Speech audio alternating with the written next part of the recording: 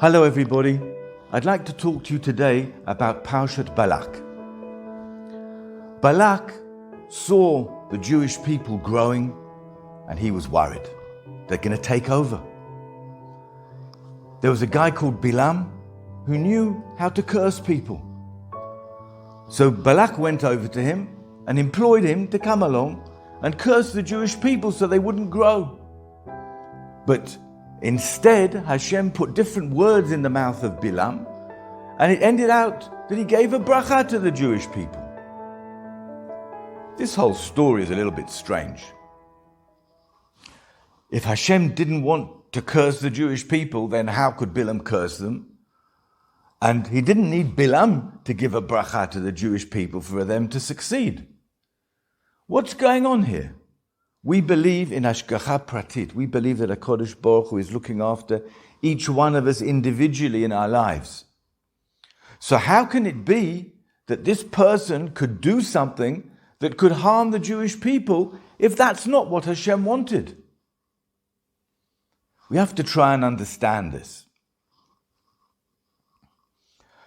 There's a saying in the Gemara, Ain Mazal L'Yisrael.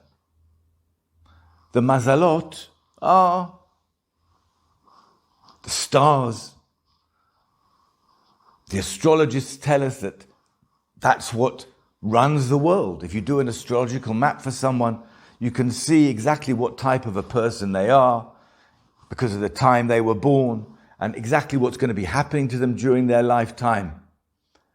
From what they're going to be, is this going to be a good day for them? Is this going to be a bad day for them? Everyone knows about the horoscopes that are written in the newspapers.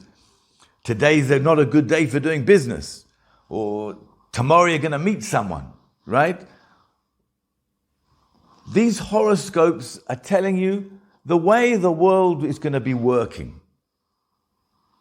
And if something good's going to happen, something bad's going to happen. So is that the way Hashem runs the world? The Rambam says no.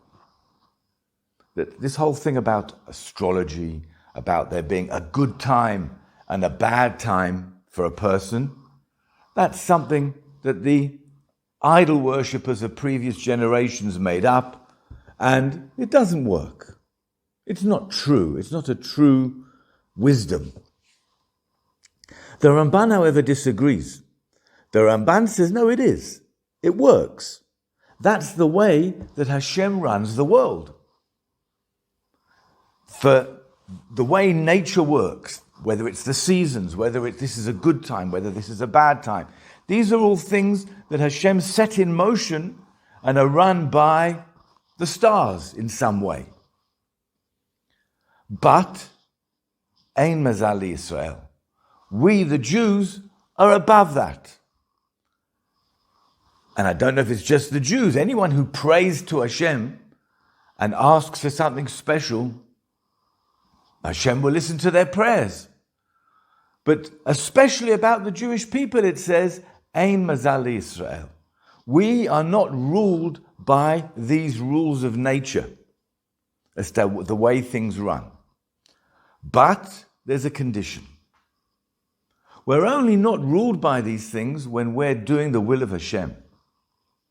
When we're not doing the will of Hashem, then we are under the control of nature, of the way things roll around in the world and the way things go. So what Bilam was looking for was for a time when the Jewish people aren't doing everything that they should be. When the Jewish people aren't doing everything that they should be, in the way that they should be, then we're ruled just like everybody else by nature, by the stars. But when we, the Jews, are doing the will of Hashem, we're above that. So, if the Jews aren't being faithful to Hashem, then there is a chance that this guy Bilam would find a time when it would be a good time to curse the Jewish people, and it could have an effect. But we can always change that. That's the special thing about the Jewish people. Ain Mazal L'Yisrael. We're above that. Your horoscope says tomorrow's going to be a bad day. Maybe it's true. Maybe it is. If you're not doing the Ratzon Hashem, if you're not close to Hashem. But if you come close to Hashem and you pray to Hashem, then Hashem will change everything for you. Because everything is totally in His power. And as long as we, the Jewish people, understand that we have this special connection with Hashem, Hashem is our boss, Hashem is running our lives for us, then nature, astrology, your horoscope, they can't affect you. At this time of the year, we're approaching the time of the 3 weeks. The 3 weeks in Tisha B'Av, the day of mourning for the destruction of the Beit HaMikdash. And Chazal tell us of all the different tragedies that befell the Jewish people at this time of Tisha B'Av. How? I don't understand. Is there something special about a time that can cause damage to people? Yes, could be that there is. But when we, the Jewish people, are doing the Ratzon Hashem, when we are fulfilling our commandments, when we're living the way that Hashem wants us to live, and we're being Mekadesh Shem Shamayim, we're glorifying the name of Hashem by our existence and by our actions, then we're above nature, and natural things can't harm us. So the whole time of mourning around Tisha B'Av is a time that it's only a bad time for the Jews if we're not coming specially close to Hashem, if we're not fixing ourselves, if we're not doing tshuva, if we're not improving ourselves, doing more kindness, helping people, learning more Torah, then those times can damage us. But as long as we're above that, as long as we're doing what Hashem demands of us, what Hashem wants of us, then all these things can't cause us any damage. Another thing that a lot of people ask, connected to this, is Ain Hara, the evil eye. Is there such a thing? Is it such a thing that a person can look at you and be jealous of you and that can somehow cause you damage? The Gemara says yes. The Gemara in Masechet Baba Batra talks about a case of someone who's walking past another guy's field at the moment when the field is full of crops. And says the Gemara that you should not stand there and look and wonder at this guy's prosperity and success, that his field is full of beautiful, strong growing wheat, because that can cause damage. The Rambam, when he went through the Gemara and took out all the halachot, left that out. The Rambam doesn't believe that there's such a type of damage, that you can look at someone, you can look at something successful, and your jealousness or your thinking, wow, I'd like to have that too, can somehow cause damage. He left it out completely. But the Shulchan Aruch, even though in Choshen Mishpat, the Shulchan Aruch nearly always follows the rulings of the Rambam, here the Shulchan Aruch brings this halacha. Halacha l'maaseh, in the halachas of damages, that you're not allowed to stand and look at someone else's field when it's full of crops, because you can cause it damage with Ain Hara. How can this be? What is this type of damage? What's going on here?